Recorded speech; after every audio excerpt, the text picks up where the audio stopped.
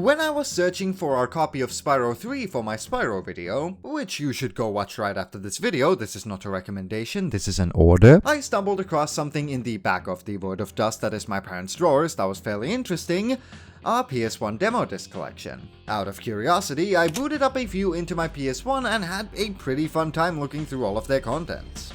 Then I forgot about them for a year, and whilst working on the same Spyro video, I'm not very fast, I suddenly remembered these little critters again and decided, yeah, I can milk you. So today, I'd like to show you the interesting and sometimes nightmarish treasure trove that are the PS1 demo discs.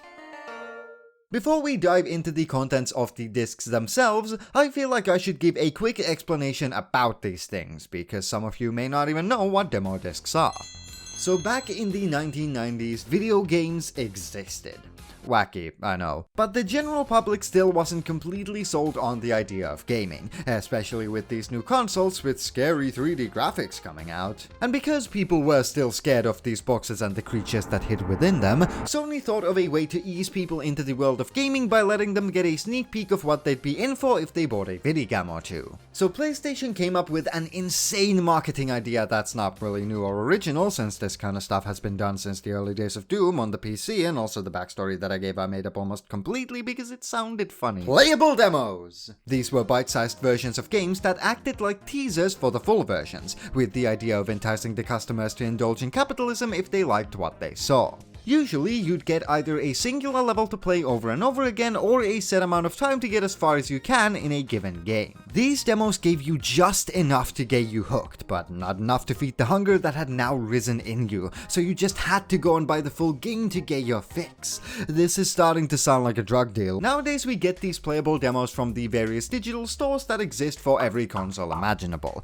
but back then the internet barely existed. It was a thing, but, you know, insert funny dial-up noise here, it was basically only good for slightly awkward chat rooms. I should know, since I wasn't alive back then. So instead of putting these demos online, PlayStation handed them out as demo discs. You could get these discs by purchasing the official PlayStation magazine, buying a PlayStation, trading them with friends, making a deal with the devil, the usual 90s stuff. I actually tried asking my parents where we got our discs from, and they said the discs were actually from a relative of mine, and the question of how the hell they got the discs remains unsolved to this day. My guess is that they chose option 4. Sometimes these discs included one singular demo of a game, but most of the time they included a catalog of different types of playable demos, teasers, trailers, and more, and these catalog type discs are what I'm talking about today. So now you're kind of caught up to the history behind these things. I could probably go further into this topic, but one of my favorite creators on YouTube, Caddy,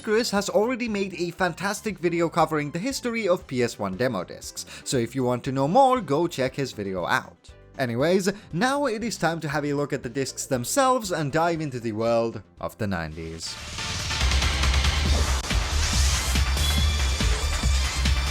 I don't want to look at the world of the 90s anymore. First up is disc 39, which is not numerically the first disc I have, but I just happened to pick it out randomly for a test recording, and I want to talk about it first so you can get bent. Disc 39 greets us with a disgusting pulsating mass and text that just says "Bust a Groove." And at this point I didn't know I was already in the game selection screen and thought that this was just the PlayStation's cool and radical way of saying "Start game." So I clicked on it and was greeted with the most terrifying FMV I've ever seen. So apparently this LSD trip was the intro to a game called Bust a Groove, a Parappa the Rapper style rhythm game that was shit because it didn't show you when you were supposed to hit the buttons, and half the time it just didn't register my inputs in general. I lost in 2 seconds and hereby declare this a bad rhythm game. I might have just not understood what I was supposed to do and should have probably tried again, but I am not willing to go through that FMV again. After that experience, I finally understood the layout of the menu and started looking through the disc properly, and there was so much more than I expected. There was a demo for Tomb Raider 3, a really impressive space shooter called Colony Wars Vengeance, a racing game called Wrecking Crew, which wasn't that good, but IQ will kill me if I don't mention it, and there was also a Spyro 1 demo that made me feel strangely nostalgic. I was surprised to see just how many games there were, and how they ranged from super popular titles at the time to fairly unknown ones from smaller developers. It was really cool. But in the midst of all these demos, I found one that piqued my interest a little more than the rest of the games. The Sentinel returns. Initially, I thought this game was gonna be a robot shooter type of game, since the Sentinel sounds like a name you'd give to a giant robot with guns. Or a Wi-Fi tower, but then the game surprised me with this title screen. What is this? What am I looking at? Then I got even more interested when I found out that this game's OST was made by John fucking Carpenter.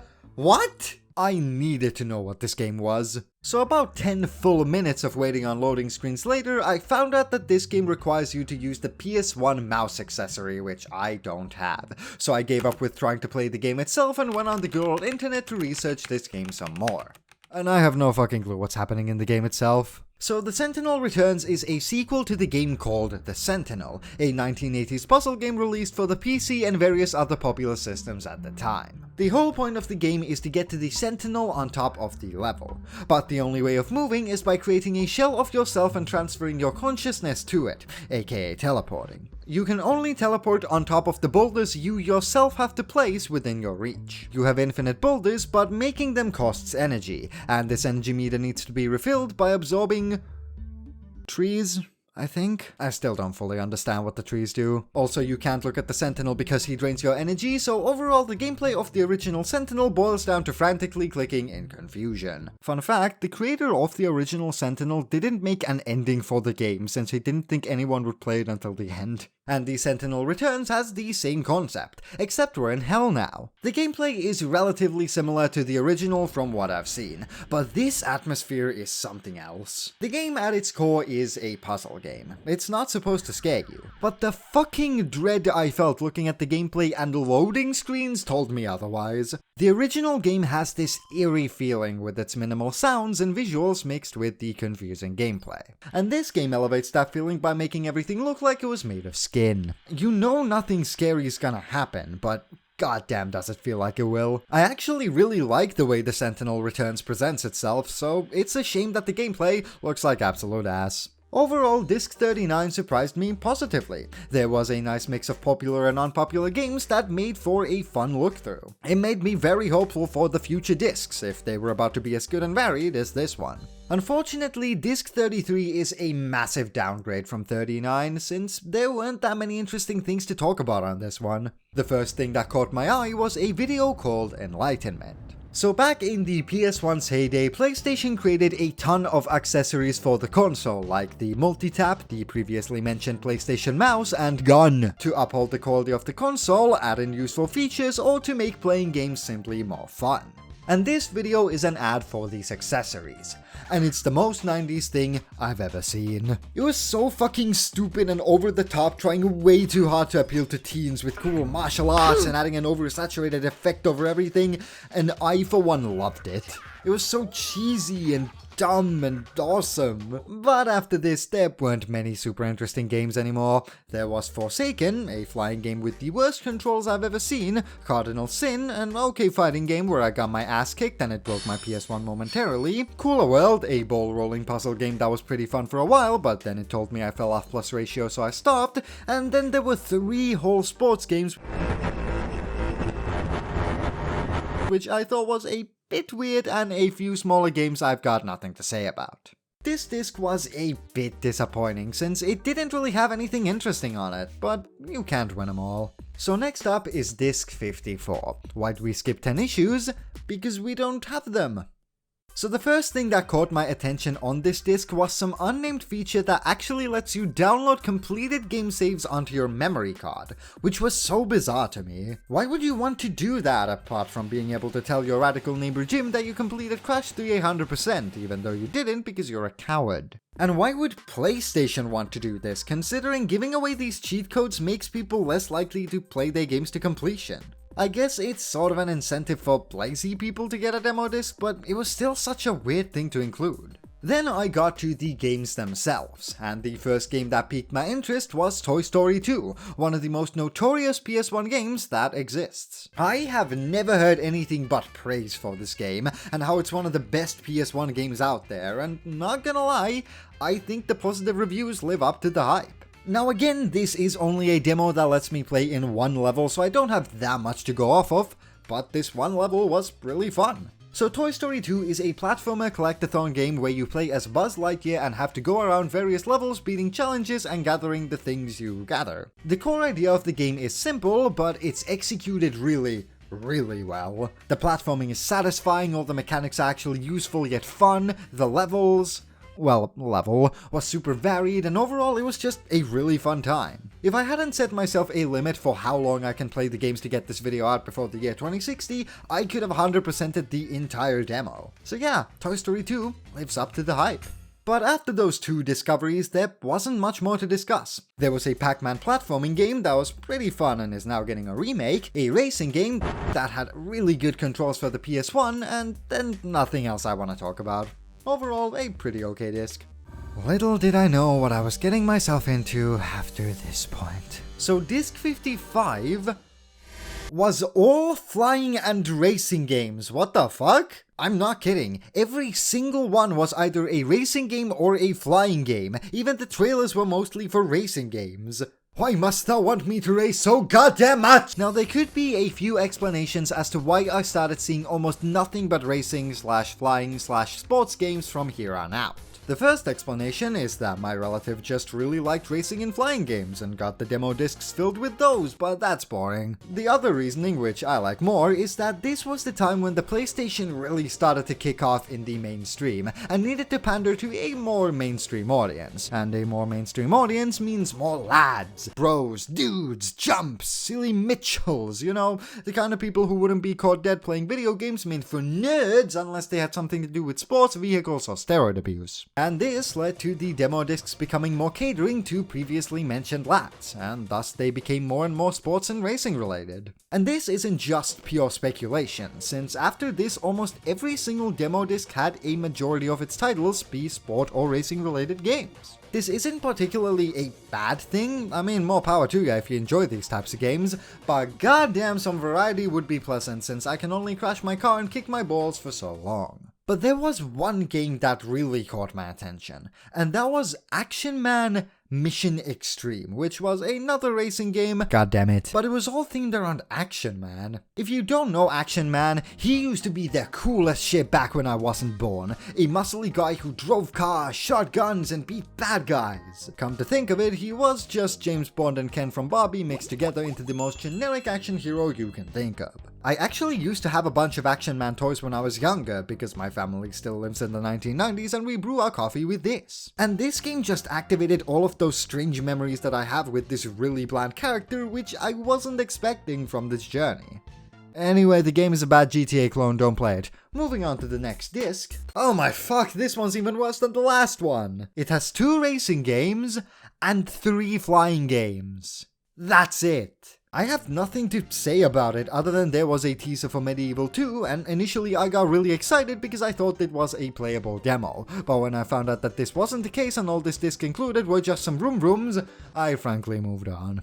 Again, our collection isn't very cohesive and we've skipped a few additions here, but that doesn't really matter since the substance of the discs is still the same as it was 7 editions ago. Okay, let's not be too negative here. This disc does have quite a bit more variety to it and has games like Dave Mirra's Freestyle BMX. That's a fairly okay Tony Hawk clone but with bikes, where I managed to trap Dave Mirra in a hole that he couldn't escape out of, leaving him there to die. And a game called Terracon, a Destroy All Humans type of game where you play as an alien destroying these random polygonal messes, and it was quite a refreshing change from all the racing games. There was also a game about the Sydney 2000 Olympic Games that didn't work, so yeah, no, bye. And a random-ass skating game I assume to balance out the BMX called Grind Session. Then there was another racing game, but other than that there wasn't that much to talk about. So disc 63 is definitely a step up from the previous 2, considering there was at least variety between the 3 genres these discs seem to have anymore.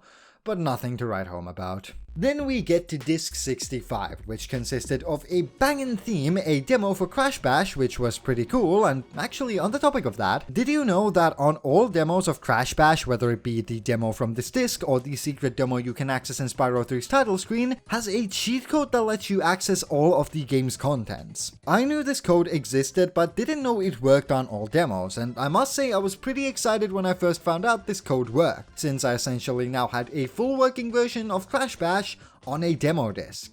But by sheer coincidence, or as an act of malice from the creators of the demo discs, the same button that lets you play all of the minigames from the cheat menu is also the button that boots you back to the game select screen of the demo discs, meaning I couldn't play any of the games, and that made me feel very sad. Anyways, aside from that disappointment, there was a Spyro 3 demo, which was actually really fun to look at, considering I know Spyro 3 almost in and out. Sergeant Bird was, and still is, really shit to play. And then there was also a Jungle Book rhythm game that wasn't anything special, but actually worked, which was a first for rhythm games when it comes to these demo discs. But then, the rest were just fucking racing and sports games again! At this point, I was getting kinda desperate when I realized I only had one disc left to cover, and I was really hoping to end on a better note than just sports games. But fortunately, there was still a chance for that to happen, since this wasn't just a regular demo disc, it was a special demo disc for the winter releases of 1999, which was about a whole year before the lads invaded. So let's have a look at the final disc. The Winter Releases disc definitely had the most effort put into the menu, with custom visuals and instructions on how to play each demo, all with a cool blue winter theme. And the games themselves weren't half bad. We got a demo for CTR, which I was really excited for because I've never played CTR before, and I must say, even in a demo state, it was really fun. A demo for Wipeout, which I still don't fully understand the hype for, since to me it just felt like another racing game with slightly tighter controls than the rest. A Spyro 2 demo, which I was also really excited for, because then I could say I've played the demo of each original Spyro game on the PS1, which isn't a particularly good flex, but a flex nonetheless. But then when I clicked on the thing that said, you know, play game, this is game, play game, I got scammed because it was a video, despite it being called, you know, a thing, play game, here it is, play the game. And then there was, unfortunately, a sports game called This Is Football in the mix as well. But the thing that made this one interesting was the fact that it was described as the beautiful game. Move aside, Breath of the Wild, piss off Death's Door, and don't even try to get in here, Red Dead 2. This is football and it's 5 triangles, beat your asses any day of the week. All of that aside, the Winter Releases disc was a relatively pleasant ending to our demo disc collection. That was actually really cool. Even though I fell into a pit of despair there for a few discs, it was genuinely fun to look through all of them and see their insides. I made some cool ass discoveries, learned more about a time I'm very interested in, and was able to get a glimpse into the past in a way not a whole lot of people can nowadays. PS1 demo discs are a part of the past we're probably never going to go back to, since online shops for consoles have made it so physical copies of really anything are unnecessary. And although I am glad about that, since our house is filled with enough plastics as it is, I will admit that it does feel a lot more special to have something physical to put in your console and wonder at all these things you know for a fact not many other people apart from you have in that moment, compared to downloading a few demos from an e-store in 5 minutes, only to delete them an hour later. They bring me back to a more innocent time. Or maybe it's just my mental age of 64 talking here, I don't know. Anyway, the video's done now. Please leave. You've been here for far too long. Go away. Bye-bye. I don't need you here anymore. I've said everything that I want to say. Subscribe while you're at it. Bye. Fuck off now. For real. No, leave. Come on. This is going on a bit too long. I want to get to the end card already. Fuck off. Leave. Bye. End card. Go.